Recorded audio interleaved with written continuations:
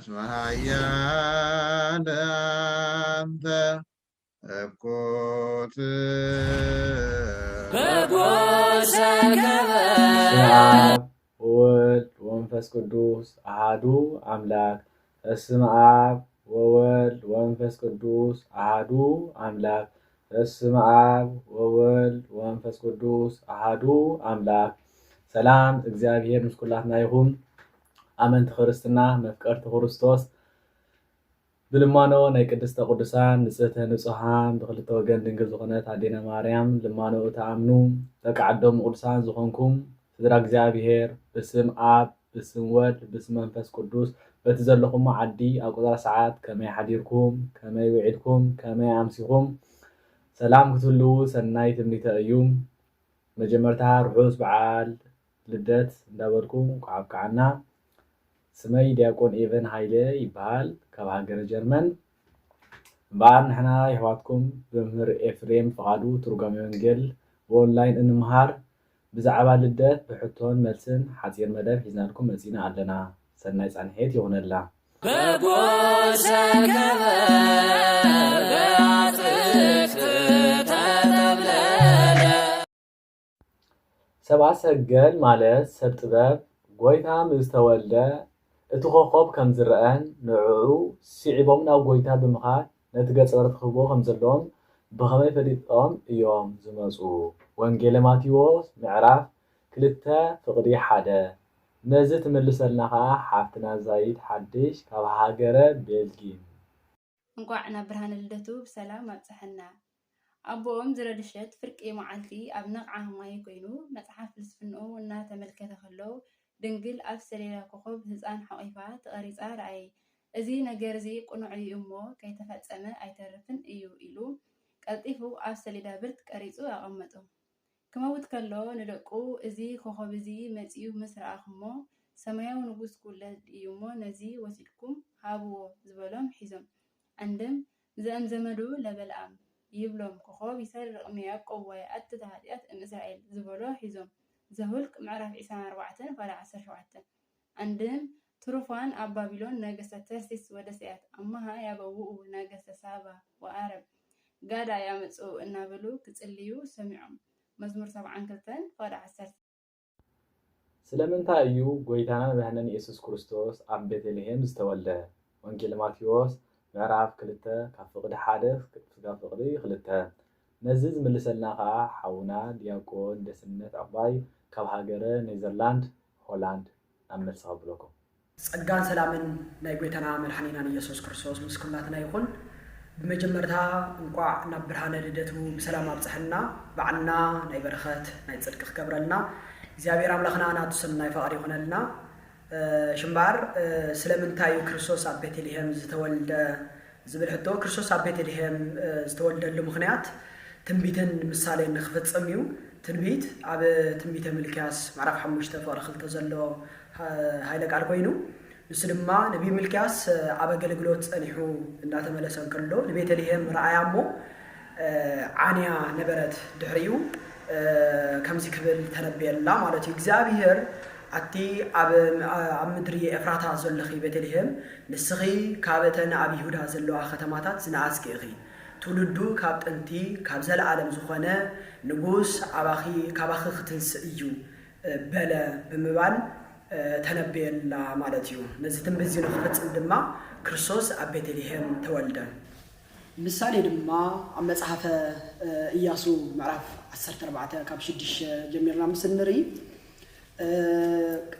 ኢያሱ ኣብ ሰይጣን ከሎ ካሌብ ንኬብሮን ኣማዕዱ ይርኢ ነበረ እሞ ንኢያሱ ከምዚ ክብል ተዛረቦ እዛ ምድሪ እዚኣ ኣብ ዘመነ ሙሴ ናተይ ርስትያ ነይራ፣ ስለዚ እዛ ዓዲ እዚኣ ርስተይ ክትኮነኒ ሃበኒ ክብል ከም ዝሓተቶ እሞ ኢያሱ ድማ ንደቂ እስራኤል ነጊሩ ርስቱ ክትኮኖ ሃቦ ይብለና ማለት እዩ። ድሕሪኡ ካሌብ ነዛ ዓዲ እዚኣ ሒዙ ንኣዙባ እትበሃል ካብ ወገን ጸላእቱ ከም ዝተመርዐወ ከም ዘእተወ ይነግረና ማለት እዩ። ስለዚ ድሕሪዚ ንዓ ካብ ወገን ጸላእቱ ስለ ዝነበረት ኣይፈትዋን ነበረ። በዚ ድማ ብስማ ኣይሰምየላ ነታ ዓዲ ዓዲ ይብለና ማለት እዩ ቀፂሉ ድማ ካብ ወገን ፈተውቱ ዝፈትዋ ከብታ ትበሃል ሰበይቲ ኣእተወ ይብለና ማለት እዩ ከብታ ድማ ይፈትዋ ስለ ዝነበረ ብስማ ሰሜየላ ኬብሮን ድማ ብስማ ከብታ ተባሂላ ተፀውዐት ማለት እዩ ከብታ ማለት ድማ ቤተ ስብሃት ማለት እዩ ቤት ናይ ድንግል ማርያም ስብሃት ድማ ናይ ጎይታ ምሳሌ እዩ ቀፂሉ ድማ ንኤፍራታ ትበሃል ሰበይቲ ኣእተወ ንዓ ድማ ይፈትዋ ነበረ እሞ ብስማ ድማ ሰሜየላ ብኤፍራታ ድማ ኤፍራታ ተባሂላ ተሰሜት ድሕሪ ኤፍራታ ማለት ድማ ፀዋሪተ ፍሬ ማለት እዩ ፀዋሪት ናይ ድንግል ማርያም ፍሬ ድማ ናይ ጎይታ ምሳሌ እዩ ቀፂሉ ድማ ካብዓ ንሊሄም ዝበሃል ውላድ ከም ዝወለደ ይነግረና ማለት እዩ ኣብቲ ግዜ ንሱ መግቢ ምህርቲ ኮይኑሉ ስለ ዝነበረ ሊሄም ብምባል ንወዱ ከም ዝሰመዮ ወይ ድማ ስም ከም ዘውፀሉ ይነግረና ማለት እዩ ሊሄም ማለት ድማ ህብስት ማለት እዩ ስለዚ ብሊሄም ድማ ቤተልሄም ተባህለት ቤተልሄም ማለት ድማ ቤተ ህብስት ዝብል ትርጉም ኣለዎ ቤት ናይ ድንግል ማርያም ሊሄም ወይ ድማ ህብስት ድማ ናይ ጎይታ ምሳሌ እዩ ማለት እዩ ስለዚ በዚ ዕለት እዚ ድማ ንሕና ኩልና ከምቲ ክርስቶስ ኣብ ቤተልሄም ዝተወልደ ኣብ ልብና ንኽውለድ ኣብ ህይወትና ንኽውለድ ንኽንዕድሞ ምሳና ነጊሱ ንኽነብር ክርስቶስ ኣብ ህይወትና ንኽመፅእ ንኽንዕድሞ ኣባና ንኽውለድ ክንገብር ይግባአና እዚ ንገብር ድማ ንስሓ ብምእታው ብስጉእ እንደሙን ከምቲ ህብስት ፍሬ እንዳበልና ክንመስሎ ፀንሕና ኣማናዊ ህብስት ዝኾነ ንክርስቶስ ስጉእ እንደሙን ብምቕባል ብህድመት ተሓቲምና ንክርስቶስ ብፍጹም ኣብ ልብና ንኽውለድ ተወለደ ብልበይ ብምባል ክንፅዋዕ ይግበአና ማለት እዩ እግዚአብሔር አምላክና በዓልና በድጋሜ ናይ በረከት ይግበረልና በጎሰከበ በአጥፍት ተተብለለ በጎሰከበ በአጥፍት ተተብለለ ሄሮድስ ወልደ ሃንዶፌር ከመዩ ዝነገሰ ወንጌለ ማቴዎስ ምዕራፍ 2 ፍቅዲ 1 ነዚ ትመልሰልና ሓፍትና መርሃዊት አንዶም ካብ ሃገረሽ ወደን ኣመልስ ከብለኩም ሄሮድስ ወልደ ሃንዶፌር ብዝተፈላለየ ምክንያት እዩ ንግስነት እስራኤል ዝደልያ ዝነበረ ንአርታብሎስ ወዲ እስክንድር ድማ ብፍቃድ አብኡ አድዩ ካህን ጌራቶ ዝነበረት ፀዊዑ ድማ ከም ዝበሎ ዓቢ እንኮለኻ ንእሽተይ ለባም እንኮለኻ ዘይለባም ዘንግሱልካ ስለምንታይ እዮም ንሓውኻ ቀቲልካ ንስኻ በዓልኻ ዘይትነግስ ድማ በሎ አርታብሎስ ድማ ብሓሳብ ናይ ሄሮድስ ወልደ ሃንዶፌር ተሰማሚዑ ድማ ንሓው ሰራዊት ካብ ንጉስ ሄሮድስ ወልደ ሃንዶፌር ወሲዱ ንሓው ቀተለ ንሓው ቀቲሉ ድማ ባዕሉ ነገሰ ግናኸ አርታብሎስ ኣብ ንግስነት ብዙሕ ከይፀንሐን ከሎ ንህርቃሎስ አርስጣውሎስ ዝበሃል ወዲ ነበሮሞ ሄሮድስ ወልደ ሃንዶፌር ፀዊዑ ድማ ከም ዝበሎ ቀተል ኣቦኻ ቀቲልካ ዘይትነግስ ሰራዊት ተውሒዶም ኮይኖም ድማ ካባይ ክትወስድ ይከኣል እዩ በሎ እሱ ድማ በትኸፍኡ ሓሳቡ ተሰማምዐሞ ሰራዊት ካብኡ ወሲዱ ብጥበቡ ድዩ ወላ ብኹናት ገይሩ ድማ ንአርታብሎስ የማናይ እዝኑ ቆረጾ በዚ ድማ ኣብ ዘመኖም ጎደሎ ኣካል ዝኾነ ሰብ ይነግስ ብዘይ መንባሩ ንግስነት ሓዲግ ኮይና ተረፈት ሄሮድስ ወልደ ሃንዶፌር ድማ ማርያም ትበሃል ሓፍቲ ስለ ዝነበረቶም ንዓ ኣብ ምእታው ኣብ ንግስነት ነገሰ ወለኳ ብተንኮል ዝነገሰ እንተመሰሎ ይጥፍእ ምልክና ወምስፍና እምባሉ ለይሁዳ ኣብ ዘፍጥረት 49:10 ከም ዝበሎ ከም ዝተፈጸመ ንኸረዳኣና እዩ ኣብ ርእሲ ንጉስ ተወልደ ንምባል ድማ ብመዋእለ ሄሮድስ ንጉስ በለ ማቴዎስ ምዕራፍ 2 ፍቅዲ 1 በጎሰከበ በአጥፍት ተተብለለ ንምንታይ እዩ ንእስክንድርያ በዓልቲ ቤቱ ዓብ እንከሎ ንእሽተይ አንጊሶ ኢሉ ዝተለበዋ ወንጌል ማቴዎስ ምዕራፍ 2 ፍቅዲ 1 ንዝድ ምልሰልና ከዓ ሓውና ኢዮብ ግርማይ ካብ ሃገረ ጀርመን ናብ መልስ ከብለኩም ምክንያቱ እቲ ንእሽተይ በሊሕን ምሕደራ ዝኽእልን ብምንባሩ ንዑ አንጊሳ ነታ ዓቢ ድማ ካህን ጌራ ንኽትነብር ተላብዋ ሓለፈ ምስ መተ ድማ ከምቲ ዝበላ ነቲ ንእሽቶ አንጊሳ ነታ ዓቢ ድማ ካህን ጌራ ትነብር ነበረት ወርቅን ዕጣንን ከርቤን ዘምፁ ካቤኖት ነገድ እዮም ወንጌል ማቴዎስ ምዕራፍ 2 ፍቕዲ 11 ነዚ ትምልሰልና ኸዓ ሓፍትና ዮሃና ብስራት ካብ ሃገረ ሽወደን ናብ መልሲ ከብለኩም ርሑስ ቅንያት ልደት እንኳዕና ብርሃነ ልደቱ ብሰላም ኣብፅሐና መሲ ወርቂ ዘምፀ ካብ ነገደ ሴም እዩ ንግስነት ካብ ነገደ ሴም ኣይወፅን እዩ ዕጣን ዘምፀ ካብ ነገደ ያፌት እዩ ካህናት ካብ ነገደ ያፌት በፅሑ ከርበ ዘምፀ ካብ ነገደ ካም እዩ ምእመናን ካብ ነገደ ካም ይበፅሑ ከምኡውን ወርቂ ዘምፀ ወዲ 20 ዓመት እዩ ንግስነት ካብ 20 ዓመት ይጅምር እዩ ዕጣን ዘምፀ ወዲ 40 ዓመት እዩ ክህነት ካብ 40 ዓመት ይጅምር እዩ ከርበ ዘምፀ ወዲ 60 ዓመት እዩ 60 ዓመት ሞት የጠራጥር እዩ ወርቂ ዘምፀ ብኣምሳለ ህፃን ዕጣን ዘምፀ ብኣምሳለ ወሬዛ ወይ መንእሰይ ከርበ ዘምፀ ብኣምሳለ ኣረጋዊ መሲሎም ተራእይዎም ንኩሎም ከም ኩሉ ኮይኖም ተራእይዎም በዚ ከዓ ህፃን እዩ ኣይኮነን ሽማግለ እዩ እናበሉ ንሓድሕዶም ተኻትዑ መልኣኽ እግዚኣብሔር መፂ ኣይትበኣሱ ከም ኩልኩም ይበሎም በዚ ከዓ ኣምላኽነት ጎይታ ተረዲኦም ብሰላም ናብ ቤቶም ተመልሱ ንምንታይ እዮም እቶም ሰብ ጥበብ ኮኸብ እንዳመርሖም ከሎ እቲ ዝተወልደ ንጉስ አይሁድ ኣበይ ኣሎ እናበሉ ዝመፁ ስም ላዕላዊ ስም ታሕታዊ ወይ ስም ማእኸላዊ ኣይተገለጸሎም ድዩ ወንጌል ማቴዎስ ምዕራፍ 2 ፍቕዲ 2 ንዚ ዝመልሰልና ኸዓ ሓውናይ ካሉ ሃብቶም ካብ ሃገረ ዩጋንዳ ካምፓላ ናብ መልሲ ከብለኩም በስመ አብ ወወልድ ወመንፈስ ቅዱስ አሐዱ አምላክ አሜን ቋና ብርሃነ ልደቱ ብሰላም ፍቕሪ ኣብፅሐና ከም መምራሕ ኮኸብ ይመርሐም ነበረ የገዳስ ምስ ሰብ ክራኸቡ ከለውን ኣብ ዓዲ ከኣቱ ከለውን ይስወሮም ስለ ዝነበረ እዩ ስም ላዕላዊ ስም ማእከላዊ ስም ታሕታዊ ተገሊፅሎም እዩ ስም ላዕላዊ ተገሊፅሎም ኣይትሃሎ ዘተወልደ ኣምላኽ ፈጣሪ ናበልቶ ዝመፁ ነይሮም ኣየዞም ዓያሹ ኣሕዛብ ሰማይን ምድርን ባሕርን የብስን ባርባሮስን ፅራሃርዮም ዘይውስኑ ኣምላኽ ከመይ ድኹለት በልዎም ነይሮም ከም ዝብልዎም ዳሞ እስራኤል እምበር ኣሕዛብ መዓስ ኮይኖም ዝተነግረ ትንቢትን ዝተቆፅረ ስጋያን ንሕና እምበር ንሳቶም እንታይ ፈልጥዎ ኢሎም እዮም ስም ታሕታዊ ተገሊፅሎም ኣይትሃሎ ዘተወልደ ህፃን ተዝብሉ ነይሮም ድማ ኣየዞም ዓያሹ ኣሕዛብ ካብ ኣላፍ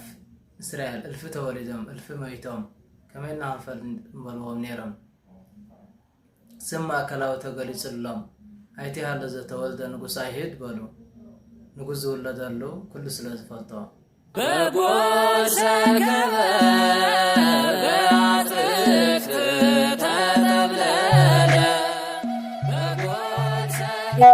ጎይታናን መድኃኒን ኢየሱስ ክርስቶስ ሰብአ ሰገል ማለት ሰብ ጥበብ ኣብ ልደቱ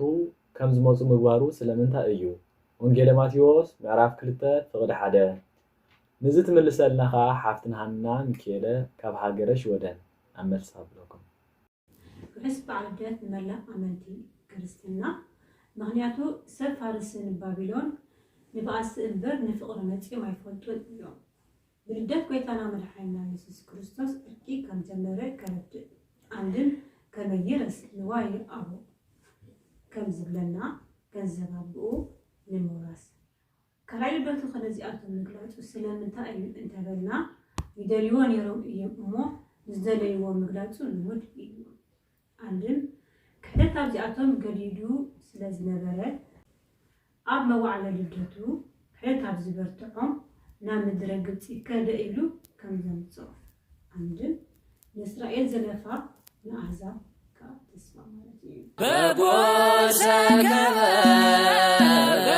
ገበጽክት ተተብለለ ሰብ ጥበብ ዘምፅዎ ገጸ በረከት እንታይ እዩ ካበይ ዝተረኸበ እዩ ኸ ነዚ ትምልሰልና ኸዓ ሓፍትና ዮዲት መሓሪ ካብ ሃገር ዩጋንዳ ካምፓላ ናብ መልሲ ከብለኩም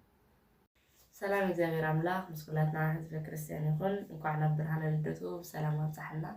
ኣብ ዓመትና ናይ ሰላምን ናይ ፍቕርን ናይ ምትእኽኻብን ይግበረልና ሰብ ጥበብ ዘምፅዎ ገጸ በረከት እንታይ እዩ ካበይ ዝተረኸበ እዩ ኸ ነዚ መሰረት ዝኾነና መፅሓፍ ቅዱስ ኣብ ወንጌል ማቴዎስ ምዕራፍ 2 ፍቕዲ 10 ክሳብ 11 ዘሎ ሃይለ ቃል እቲ ኮኸብ ምስ ረኣይዎ ድማ ኣዝዩ ብዙሕን ዕዙዝን ሓጎስ ተሓጎሱ ናብ ቤት ኣትዮም ድማ ነቲ ህፃን ምስ ማርያም እንው ከሎ ራእይዎ ናብ ምድሪ ድማ ፍግም ኢሎም ሰገድሉ ሳፅኖም ከፈቱ ወርቅን ዕጣንን ከርበን ድማ ገፀ በረኸት ሃብዎ ይብለና ስለዚ እቲ ዘምፅዎ ገፀ በረኸት ናይ ሰብ ጥበብ ወርቅን ዕጣንን ከርበን ነይሩ ማለት እዩ እዚ ድማ ካበይ ዝመፅእ እዩ እንተብልና ካብ ስላሴ መሰረቱ ስላሴ ንቅዱሳን መላእክት ሃብዎ ቅዱሳን መላእክት ቅዱስ ሚካኤል ቅዱስ ገብርኤል ቅዱስ ሩፋኤል ማለት እዩ እዞም ሰለስተ ቅዱሳን መላእክት ድማ አዳም ሃብዎ አዳም ድማ ንሄዋን ሃብዎ ሄዋን ንሴት ሃበቶ ካብ ሴት ድማ ካብ ወለዶ ናብ ወለዶ እናወረደ ናብ ኖህ በፅሐ ኖህ ድማ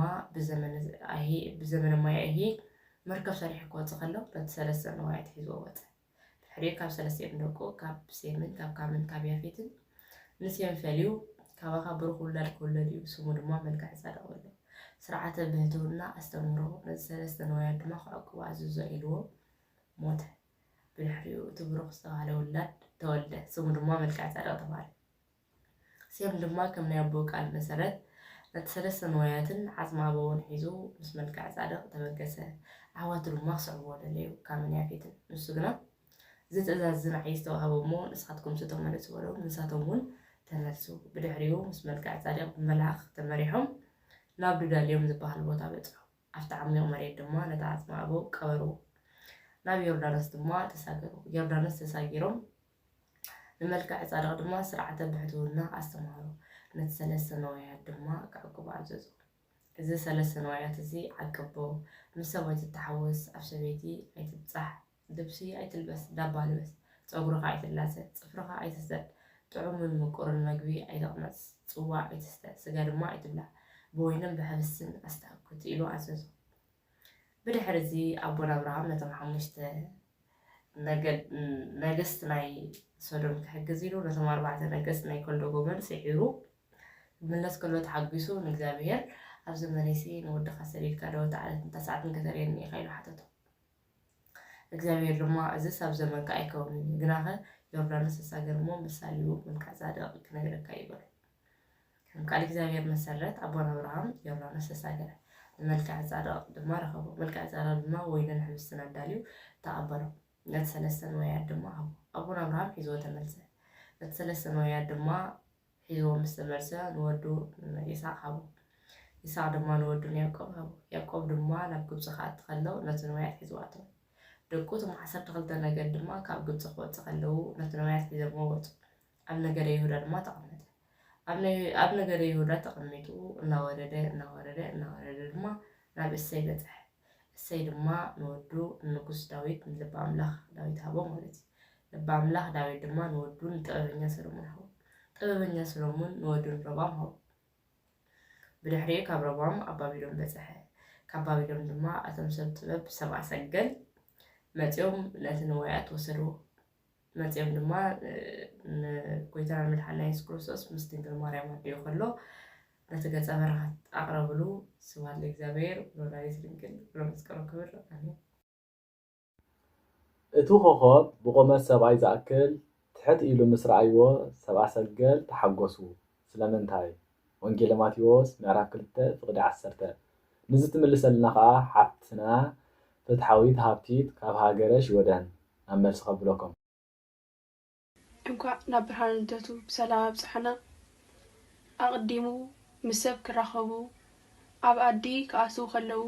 ይስወሮም ነይሩ እዩ እሞ ዘይምስዋሩ እቲ ህፃን ንሱ ንጉስ ስለ ዝኾነ ዶ ኣይኮነን ኢሎም ተሓገሱ ከምኡ እውን ከምዚ ገይሩ መሪሑ ኣብ ኪናት ዶ ይእትወና ኣብ ባሕሪ ዶ የጥሕለና ኣብ ገደል ዶ የእስትፈና እንዳበሉ ይፈርሁ ነይሮም እሞ ኣብዚ ምብፅሖም ተሓገሱ ከምኡ እውን ይትረፍቶ 2 ዓመት ዝተጓዓዝካዮ 2 ሰዓት ዝተጓዓዝካዮ እውን ክውዳእ ከሎ ይሕጉሰካዮ እሞ በዚ እውን ፍጹም ተሓገሱ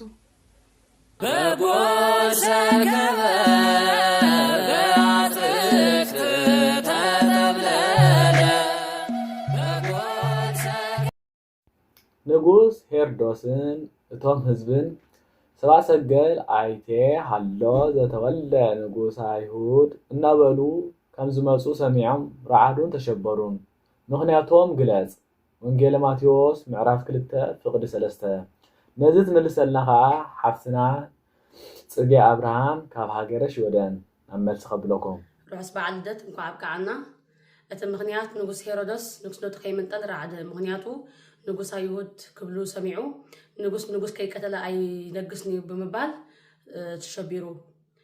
ከም መብሪ ሰለስተ ነገስታት ሜልኩ በሊዳስፍ ማንስማር ዝበሃሉ እልፍ ኣላፍ ሰራዊት ሒዞም መፅኦም ዝበልዎ ሰሚዑ ተሸበረ ምክንያቱ እዚኦም ንዓይ ክፀብኡን እዮም መፅኦም ንግስነተይ ክፀብኡ እዮም መፅኦም ብምባል ማለት እዩ እቶም ህዝቢ ከንታይ ኮይኖም ተሸቢሮም እንተበልና እንታይ ዝምንጠል ስልጣን ንግስነት ዘለዎም እንተበልና ዝምንጠል ንግስነት ስልጣን ሃልዮም ዘይኮነ ናይ ንጉስ ሞት ናይ ፀሓይ ዕርበት ስለዝኾኑ ኩሎም በዚ ድማ ርዒዶም ብዓንተ እውን ናይ ምርባሽ መንፈስ ነይርዎም ንመድሓኒ ዓለም ህፃን ተወሊዱ ኣብ ዓዲ ዳዊት ዝብል ካብ ሰምዑ ሒዞም ይርበሹ ነይሮም ማለት እዩ ከምኡ ከዓ ምርኮ ተማሂስዎም ነይሩ የሳቅዮም የሸግሮም ስለዝነበረ በዚ ድማ ሕጂ ድማ ክወስዱና እዮም መፅኦም ኢሎም ርዒዶም ስለዚ ምክንያት እዚ ይመስል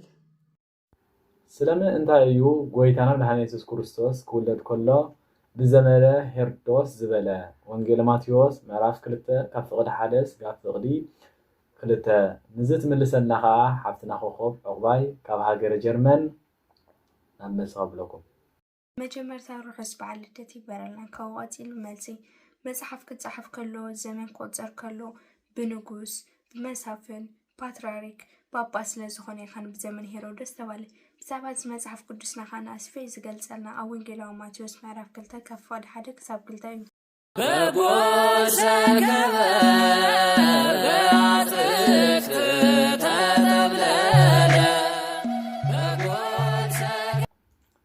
እቲ ብምብራቕ ዝረኣይዎ ኮኸብ ክሳብ ቤተልሔም ዝመርሖም ስለምንታይ እዩ ንዚ ወንጌል ማቴዎስ ምዕራፍ 2 ፍቅዲ 9 ንዚ ትምልሰልና ከዓ ሓፍትና መርሃዊት በረኸት ካብ ሃገረ ጀርመን ኣብ መልሲ ከፍለኩም እንኳን ብርሃነ ልደቱ ብሰላም ኣብፅሓና ኣብፅሓኩም ሰብ ጥበብ ኣውፃእና እምበር ማዕሳ ኣብፅሓና ከይብሉ እቶም ካህናቱ ነካን ልደቱ ዳ ንሕና እንዲና ሓቢርና ሰድናዮም ኢሎም ምእንቲ ከይምክሑ ሰብኣ ሰገ ነቲ ህፃን መሰዲኡ ዝረኸብሉ ስፍራ እንታይ ነበረ ወንጌል ማቴዎስ ምዕራፍ 2 ፍቅዲ 11 ነዚ ትምልሰልና ከዓ ሓፍትና ሶልያና እስጢፋኖስ ካብ ሃገረ ሽወደን ኣብ መልሲ ከብለኩም ሰብኣ ሰገል ነቲ ህፃን ምስ ኣዲኡ ዝረኸብሉ ስፍራ ብሰለስተ ነገራት ክንሕዞ ንኽእል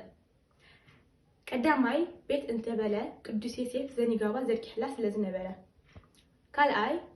በዓቲ እንተበለ ኢዮስያስ ጨው ዓሽጉሉ ነይሩ እዩ እሞ እንስሳታት እናላሓሱ ኣጎድጊዶሞ ስለ ዝነበሩ ሳልሳይ ጎል ወይ ከዓኒ መብልዒ ማል እንተበለ እንስሳታት ይሓርሉ ስለ ዝነበሩ ርሑስ በዓል ልደት ጎይታና መድሓኒና ኢየሱስ ክርስቶስ ይግበረልና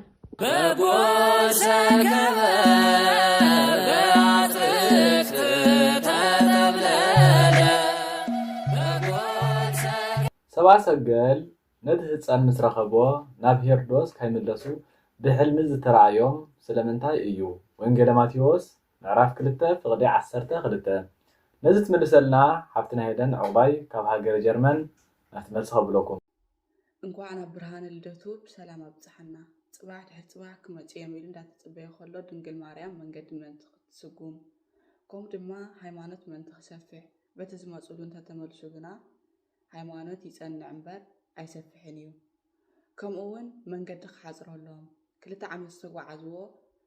ኣብ 4 መዓልቲ ንዓዶም ስለ ዝተመልሱ ኣበይ ኣሎ እናበሉ መፅኦም ርኢና እናበሉ ተመልሱ ንጉስ ኣይሁድ እንዳበሉ መፅኦም ኣምላኽ እዩ ፈጣሪ እናበሉ ንዓዶም ተመልሱ ከምኡ እውን ናብ ቤተክርስትያን ኣቲኻ ብኻልእ ምውፃእ ማለት ሓጣተኛ እንተኾንካ ጻድቕ ባርያ ሓጥእ እንተኾንካ ወዲ እግዚኣብሔር ኮንካ ብኻልእ መንገዲ ምምላስ ከም ዝግባእ እዩ እስመ እምኔቺ ወፅእ ንጉስ ዘይርኦሙ ለህዝቢ እስራኤል ንህዝበይ እስራኤል ዘስጋ ዝሕሉ ንጉስ ካባ ክነግስ እዩ ኢሉ ዝተነበየ ነቢ መን ይበሃል እንታይ ዘፍሊ ስለ ዝረአየላ እዩኸ ኣንቲ ናይ ኤፍራታ ክፍሊ ዝኾንክ ቤተልሔም ካብተ ነገስታት ይሁዳ ዝነግስ እውን ከተማታት ክትፈልፂ እምበር ኣይክትነስን ኢኺ ዝበላ ወንጌል ማቴዎስ ምዕራፍ 2 ፍቅዲ 6 ነዚ ትምልሰልና ከዓ ሓፍትና ማርታ መጎስ ካብ ሃገረ ጀርመን ናብቲ መልሲ ከብለኩም ሽምባል መጀመርያ ናባዓል ልደቱም ኳዓብ ሰላም ኣብፅሓና ክብል ደሊ ናብቲ መልሲ ይከብል ነዝበለ ነቢ ሚልክያስ እዩ ምዕራፍ 5 ፍቅሪ 2 ክንረኽቦ ንኽእል ኢና ካልኦት ዓድታት ክምህሮ ኢሉ ኣጋምሸት ክኸውን ከሎ ድማ ኣብ ቤተልሔም በፅሐ ገረብ ዓቢጥዋ ጣሻ ውሒጥዋ ኣዝያ ዓንያ ፀንሓቶ እሞ ኣንቲ ቤተልሔም ከም ዝኾንከ ኣይክተርፍንኺ ንጉስ ክነግሰልኪ ድኳን ክትከለልኪ ድምፂ ነጋሪት ክስማዓልኪ ኣህዛብ ክግብሩልኪ ደቂ እስራኤል ድማ ብተስፋ ደገ ከማዕደውልኪ እምበላ እዚ ድማ ኣይተረፈን ዘሩባቤል ነጊሱላ ድምፂ ነጋሪት ተሰሚዑላ ኣህዛብ ገቢሮምላ ደቂ እስራኤል ድማ ብተስፋ ደገ ፀኒዖምላ እዮም እዚ ንግዚኡ እኳ ዘሩባቤል እንትኾነ ፍጻሚኡ ግና ንክርስቶስ እዩ ከመይ ንህዝቢ እስራኤል ዝጓስዮም ንጉስ ካባኺ ክውለድ እዩ ዘሩባቤል ከም ዝነገሰላ ክርስቶስ ተወልደላ ድኳን ከም ተተኽለላ ደብተራ ብርሃን ተተኽለላ ድምፂ ነጋሪት ከም ተሰማዓላ ድምፂ ቃል ቅዳሴ መልእኽቲ ተሰማዓላ ኣህዛብ ከም ዝገበሩላ ሰብኣ ሰገል ገበሩላ ተስፋ እስራኤል ተስፋ ከም ዘማዕደውላ ነገረ መልኣኽ ድማ ተስፋ ደገ ፀኒዖምላ እዮም ስብሓት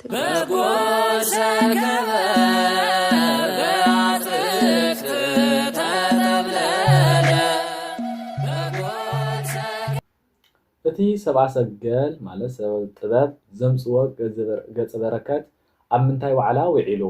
ወንጌል ማቴዎስ ምዕራፍ 2 ፍቕዲ 11 ነዚ ትምልሰልና ከዓ ሓፍትና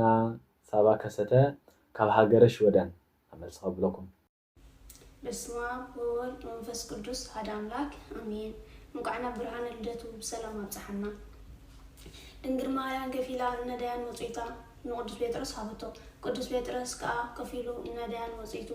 ዝተረፈ ንቆለሜንጦስ ሃቦ ቆለሜንጦስ ከዓ አብያተ ክርስቲያናት ሃነጸሉ ንዋያተ ቅዱሳት ዓደገሉ ነቲ ዝተረፈ ምስተ 8 መጽሓፍቲ ኣብ አንቀጾሮም ቆበሮ ሰብኣ ሰገል ማለት ሰብ ጥበብ ንጎይታናን መድኃኒን ኢየሱስ ክርስቶስ ዝሃብዎ ወርቂ ዕጣንን ከርበን ትርጉሙን ምሳሌውን እንታይ እዩ ነይሩ ወንጌል ማቴዎስ ምዕራፍ 2 ፍቕዲ 11 ነዚ ትምልሰልና ከዓ ሓፍትና ወይኒ ዓንዶም ካብ ሃገረ ዩጋንዳ ካምፓላ ኣመልሲ ከብሎ በስመ አብ ወወልድ ወመንፈስ ቅዱስ አሐዱ አምላክ አሜን። ርሑስ በዓል ልደት እንኳዕ አብጽሐና ወርቂ ንግብረሎም ዝነበርና ነገስታት ቅድም ፍጡራን ድሓር ሓላፊያን እዮም ንስኻ ግን ቅድም ዘይተፈጠርካ ድሓር ዘይተሓልፍካ ንኽብሉ ዕጣን እናዓጥኖም ዝነበርና ጣዖታት ቅድም ፍጡራን ድሓር ሓላፊያን እዮም ንስኻ ግን ቅድም ዘይተፈጠርካ ድሓር ዘይተሓልፍካ ንኽብሉ ከርቤ ወላ እኳ ቅድም ዘይተፈጠርካ ድሓር እውን ዘይተሓልፍ እንትኾንካ ብዝለበስካዮ ስጋ መሪር ሞት ክትቀበል ኢኻ ንኽብሉ ከምኡውን ወርቂ ጽሩይ ባህሪኻ ክብሉ ዕጣን ሙእዝዩ ባህሪኻ ክብሉ ከርቤ ብቑሙ ብዕለተ ዓርቢ ክትቅበሉ ኢኻ ንኽብሉ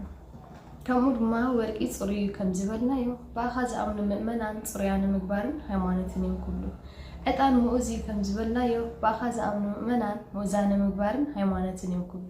ከርቤ ንዝተሰብረ ይጽግን ንዝተፈላለየ ድማ ሓደ ይገብር ንስኻ ድማ ካብ ማህበረ መላእክት ንዝተፈልየ ኣዳም ጽንዓ ነፍስ ወልድነት ሂብካ ማሕበረ መላእክት ሓደ ክትገብሩ ኢኻ ንኽብሉ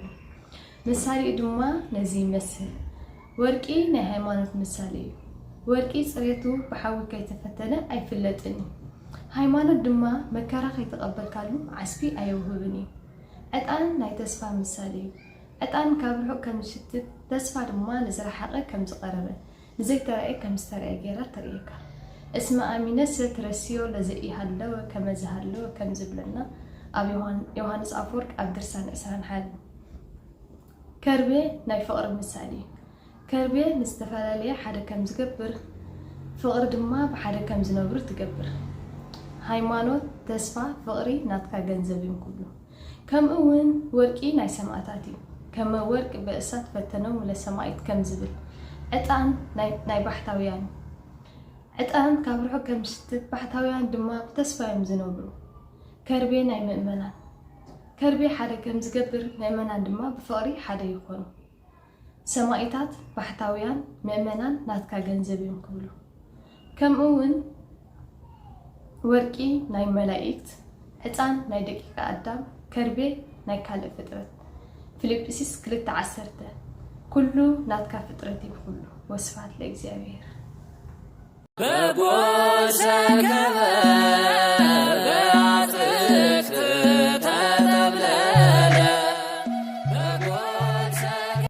ንምንታይ እዩ ንጉስ ሄሮዶስ ንሰብአ ሰገል አጸሚ ጸዊዑ ነቶም ካህናት ድማ ሓቲቱ ብኣዳራሽ ኣውፂኡ ንሰብአ ሰገል ኣብ ሕልፍኝ ዘጸውዖም? ወንጌለ ማቴዎስ ምዕራፍ 2 ፍቕዲ 7 ነዚ ትምልሰልናኻ ሓፍትና ፍየሪ ከሰተ ካብ ሃገረ ሽወደን ናብ መልሲ ከብለኩም። በስመ አብ ወወልድ ወመንፈስ ቅዱስ አሐድ አምላክ አሜን። እንኳዕና ብርሃነ ልደቱ ብሰላም አብቃዕና። እሺ ከም ፈቃድ አምላክ ነቶም ካህናት ብሕልፍኛ አውፂን ሰብአ ሰገል ኣብ ኣዳራሽ ኣጸውዖም። ስለምንታይ እንተበልና ውዳሴ ኮንቱ ስለዝደለየ ነቶም ካህናት ከእንተበልና ንዓና ሓቲቱ ዝነግሮም ንሕና በዓልና ዘይነግሮም ከይብሎ ንሰብአ ሰገል እንተበልና ድማ ንሕና እኮ ካብ ሩቕ ሃገር ሰሚዕና ዝመፀና ንጉስ ሃገር ኣብዚ ኮሎ ክሳብ ሕጂ ዘይሰምዐ ከይብልዎ። እቶም ሰብ ጥበብ ስለምንታይ እዮም ካብ ምብራቕ ዝመፁ? አንድምቱ ግለጽ። ወንጌለ ማቴዎስ ምዕራፍ 2 ካብ ፍቕዲ 1 ካብ ፍቕዲ 2 ነዚ ትመልሰልና ከዓ ሓፍትና ኮኸብ ዕቑባይ ካብ ሃገረ ጀርመን ኣብ መልሲ ከብለኩም። ከርዑስ በዓል ልደት ይግበረልና። ካብኡ ቀፂለ ከዓ እና መልሲ ይከብለኩም። ምክንያቱ ናይ ምብራቕ ወርቂ ፅሩይ ፅሬት ሕጊ ይሰርዓልኩም ኣለኹ ክብሪ ካብ ምብራቕ ብርሃን ኣይትሰኣን ብርህቲ ሕጊ ይሰርዓልኩም ኣለኹ ክብል ኢኻ ከም ዝበለ ብስፍሕ ዝበለ ከዓኒ ኣብ መፅሓፍ ቅዱስ ወንጌላዊ ማቴዎስ ምዕራፍ 2 ካብ ፍቕዲ 1 ክሳብ 2 ንረኽቦ ኢና።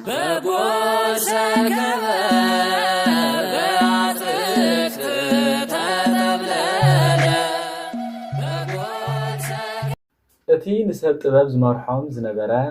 ብቁሙ መልአኽ ዘይምዃኑ ኮኸብ ምዃኑ ብምንታይ ነረጋገጽ? ወንጌለ ማቴዎስ ምዕራፍ 2 ፍቕዲ 2 ነዚ ዝምልሰልና ከዓ ሓውና ሰዓረ ዓንደ ብርሃን ካብ ሃገረ ዩጋንዳ ካምፓላ ናብ መልሲ ከብለኩም። አብ ወወልድ ወመንፈስ ቅዱስ አሐዱ አምላክ አሜን። ሰላም ስድራ እግዚአብሔር እንኳዕ ናብ ዝኽበር በዓል ብርሃነ ልደቱ ኣብፅሓና። ኣዳይ እምበኣር ሰብኣቶ ዝመርሖም ነበረ መልኣኽ ኮኸብ ካብ ምብራቕ ናብ ምዕራብ ይኸይድ እምበር ኮኸብ ካብ ምብራቕ ናብ መሲሕ ምኻዱ ቀዳማይ ነጥቢ። ካልኣይ ነጥቢ ብመዓልቲ ኣይርአን እሞ ብመዓልቲ ምርኣይ እዩ። በዚ ክልተ ነጥቢ መልኣኽ ይኸውን ኣለዎ ማለት እዩ። ሳልሳይ ነጥቢ ኣይኮነን ኮኸብ ኣብ ኣየር ልዕል ኢሉ ይኸይድ እምበር ትሕት ኢሉ ቁመት ሰብኣይ ኣይከይድን እሞ ትሕት ኢሉ ምኻዱ። በዚ ሰለስተ ነጥቢ መልኣኽ እዩ ማለት እዩ። አንድም ኣይኮነን ኮኸብ ናብ ምዕራብ ዝኸይድ ናብ መሲሕ ከም ዝኸይድ ብለይቲ ዝርአ ብመዓልቲ ከም ዝርአ ኣብ ኣየር ልዕል ኢሉ ከም ዝኸይድ ትሕት ኢሉ ቁመት ሰብኣይ ከም ዝኸይድ ዝገብር ንሱ እዩ እሞ ብቑሙ እንታይ ኮኸብ መርሖም ማለት እዩ። ንኣብነት ስለምንታይ ኮኸብ መርሖም እንተበልና ኮኸብ የምልኹ ነይሮም እዮም እሞ ብዝለመድዎ ንምስሓብ። ንኣብነት ኣብ መዋዕለ ስብከቱ ንግብፃውያን ላም ሰውእለይ ከም ዝበሎም ግብፃውያን ላም የምልኹ ነይሮም እዮም እሞ ብዝለመድዎ ንምስሓብ። አንድም ግዙፍ ኣምላኽ ካብ ዘለኹም ናብ ግዙፍ ኣምላኽ መሪሐ ከብፅሓኩም ክብል ማለት እዩ። ስብሐት ለእግዚአብሔር ወለወላዲቱ ድንግል ወለመስቀሉ ክቡር ወለሃያል አሜን። ንጉስ ሄሮዶስ ንሰብአ ሰገል ኣብ ቤተልሔም እዩ ኺዱ ከድኩም ብዙዓት ህፃን ሓቲትኩም እንተ ደኣ ረኺብኩሞ ተመልስኩም ንገሩኒ ኣነ ድማ መፅየ ክሰግደሉ ዝበሎም ናይ ብሓቂ ድዩ ክሰግደሉ ደልዩ? ወንጌለ ማቴዎስ ምዕራፍ 2 ፍቕዲ 6 ነዚ ትምልሰልና ከዓ ሓፍትና ባትሴባ ሳሙኤል ካብ ሃገረ ጀርመን ናብቲ መልሲ ከብለኩም። ኣይፋደን ኣነ ድማ መፅየ ምእንቲ ክሰግደሉ ንገሩኒ ዝበሎም ናይ ብሓቂ ክሰግደሉ ደልዩ ዘይኮነስ እንታይ ደኣ ተንኮል ንሄሮድሳውያን ልማዶም እዮም እሞ ክቐትሎ ክብል ክሰግደሉ በለ። እንታይ ደኣ ኮይኑን ሰብአ ሰገል ተኸቲሉ ኸይዱ ዘይቀተሎ እንተበልና ድማ እቶም ካህናት ኣዝማሩ ስለ ዝነበሩ ነጊሮም ክድምዎ ኢሉ ስለ ዝሓሰበ እዩ። እቲ ካልኣይ ድማ ሰብአ ሰገድ ክኽልክሉኒ እዮም ኢሉ ኣይከውንን እንተበሎም ድማ ኣላፍ ሰራዊት ይኽተልዎም ስለ ዝነበሩ ክወግኡኒ እዮም ኢሉ እዩ። እቲ ሳልሳይ ድማ መንፈስ ቅዱስ ኣፉ ከፊቱ ገጹ ጠፊዑ ክቐትሎ ክብል ክሰግደሉ ከም ዝብል ገበሮ። ንሰብአ ሰገድ ሃይማኖቶም ምእንቲ ክጸንዓሎም ለካ ንሕና ጥራይ ይመስለና እምበር ነገስታት ሃገር እውን ይሰግድሉ እዮም ኢሉ ንክሓስቡ እዩ።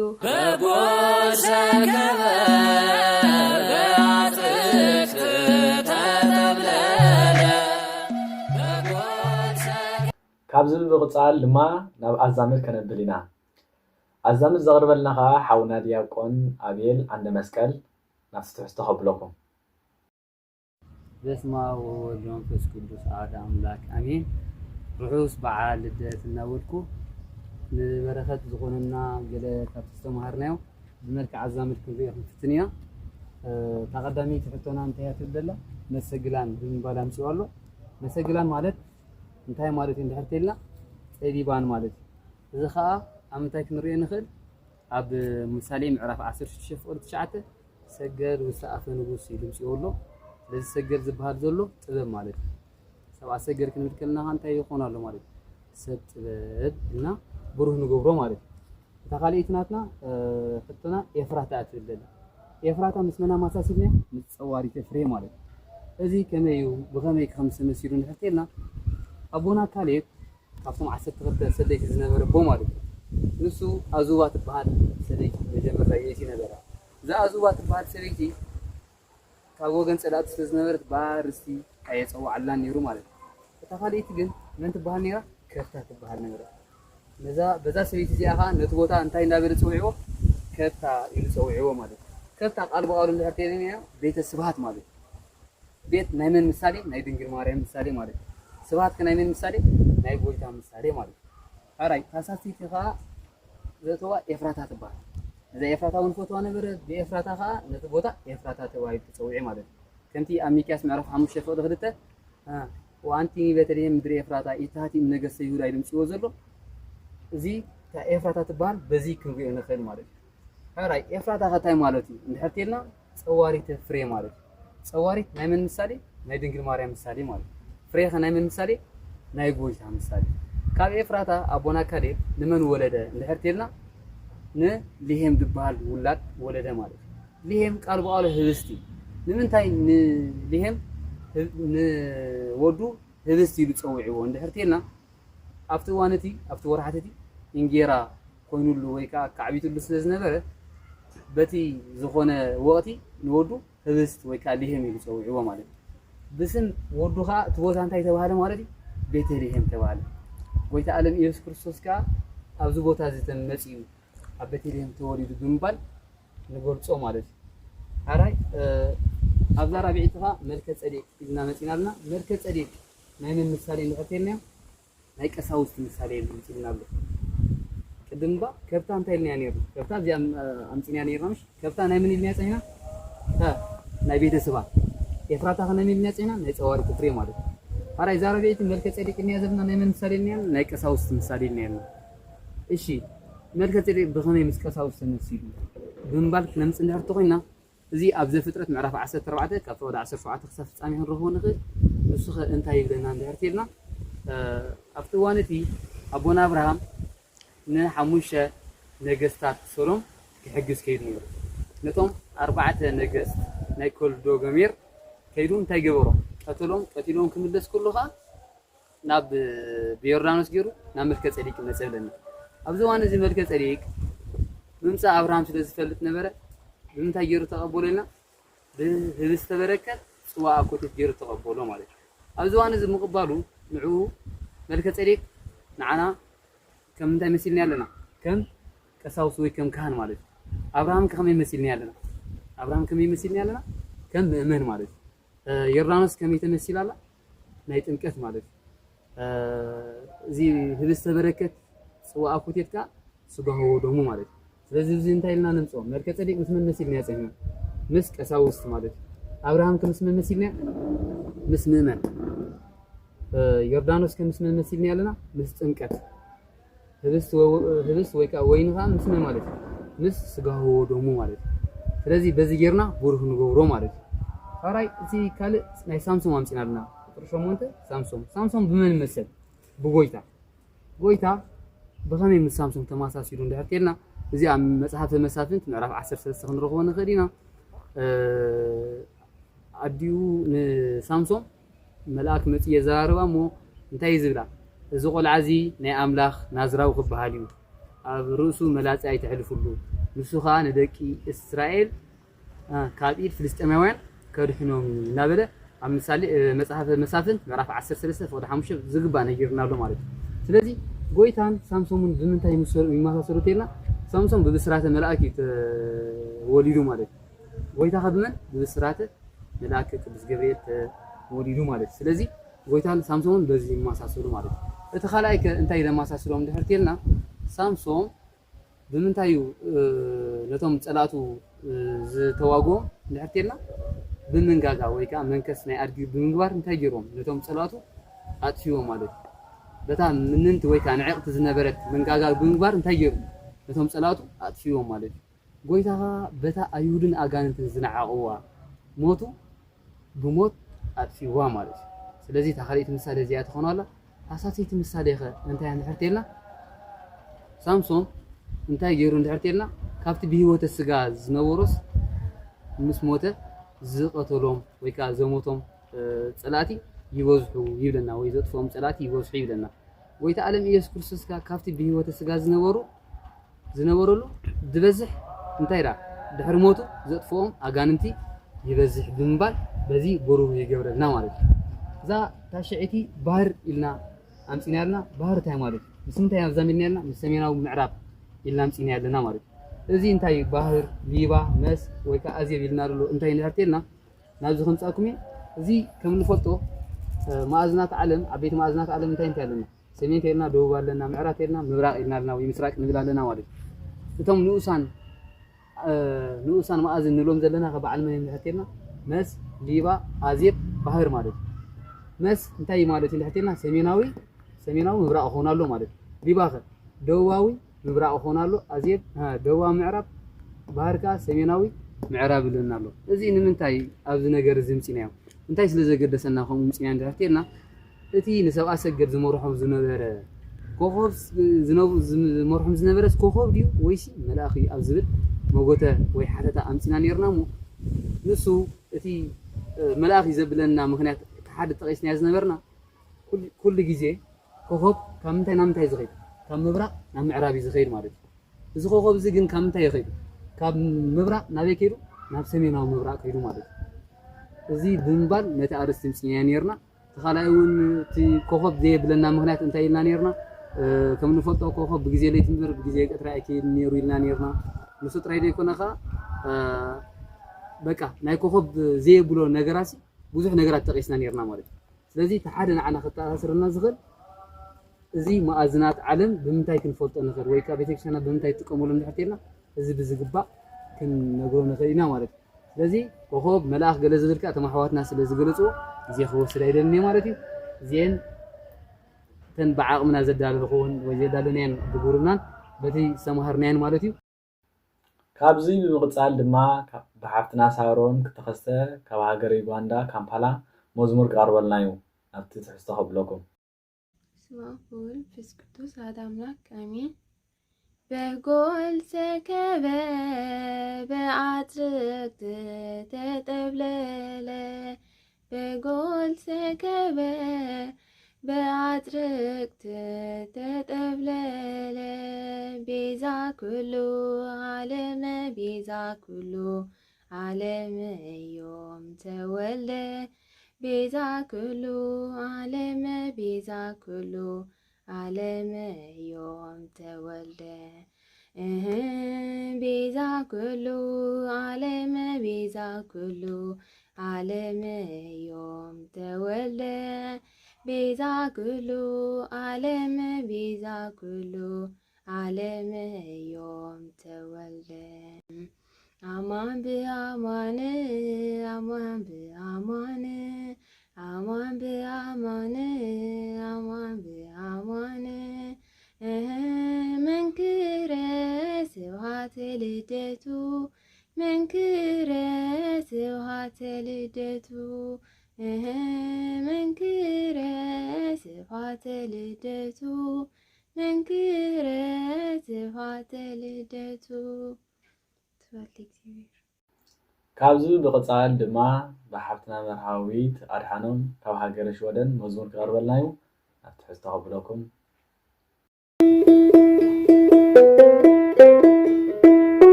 نتقدم عيسى ملحن وريدو بأخنا بعلم عبد كريستوس كبر لك مريم أخليل تحتنا ناي عادتنا كبري عبر سيق زيركين كل تواريد دمنا كلنا كزن منا محرق أي حاد ردينا حفتم لملائك أفتك سماي مثال اليعقوب تسفى زخون كي نتقدم عيسى ملحن وريدو بأخنا بعلم عبد كريستوس كبر لك مريم سري أبكي عيوم من دغو فريسو بفر ما تنكي زمن تحديسو وداسي غلنا زفل في الكاب لبي يلن كأفترتات كبغز عبي أفدك سماي مثال اليعقوب تسفى زخون كي نتقدم عيسى ملحن وريدو بأخنا بعلم عبد كريستوس كبر لك مريم شكرنا كوكر نخبر بيتنا نعين بالكم طمباتنا تغون واللومي كم تناي كدم هلوي مسانا زنبرتي مسؤوم أفدك سماي مثال اليعقوب تسفى زخون كي نتقدم عيسى ملحن وريدو بأخنا بعلم عبد كريستوس كبر لك مريم እምነትና አስኔና መብራህትና ብሪህና ክንክበር ኣብ ሰማይ ንልዑል ኣምላኽና ዘይትና ከይጉድል ጽድቂ ከይስኣን ብናይ ኪዳንኪ ቃል ጸግኡን ልምን ኣፍ ደገ ሰማይ መሳልን ያዕቆብ ተስፋ ዝኾንኪ ነትቐዳም ኣይሰብ መድሕን ወሪዱ በኣኽና ብዓለም ዓደ ክርስቶስ ክብርለኪ ማርያም ኣፍ ደገ ሰማይ መሳልን ያዕቆብ ተስፋ ዝኾንኪ ነቲ ቀዳማይ ሰብ መድሕን ወሪዱ በኣኽና ብዓለም ዓደ ክርስቶስ ክብርለኪ ማርያም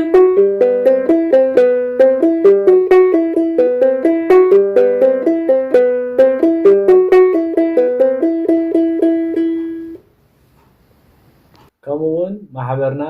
ናይ ዓበይቲ ዘምህር ጥራይ ኣይኮነን እንታይ ደኣ ኣብ ክልተ ጉጅለ ዝተኸፈለ ልዕሊ ዓመትን ፈረቓን ዝገበረ ናይ ህፃናት መደብ እውን ኣለና ብሽዱሽተ ዓይነት ትምህርቲ ብዙሓት ህፃናት እናምሃረ ይቕፅል ኣሎ ኣብ ቀፃሊ ግዜ መደብ ህፃናት ሒዝናልኩም ክንመፅ ኢና እስካብ ሽዑ ቤተሰብ ኮንኩም ላይክ ሼር ሰብስክራይብ እንዳገበርኩም ክፀንሑ እላቦ ማለት እዩ ሰናይ ፃንሒት ስብሐት ለእግዚአብሔር ወላዲቱ ድንግል ወለመስቀሉ ክቡር ይትአኮት ይሰብሐ ስምሉ ለእግዚአብሔር አምላክነ ወትረ በኩሉ ጊዜ ወኩሉ ሰዓት አሜን አሜን አሜን።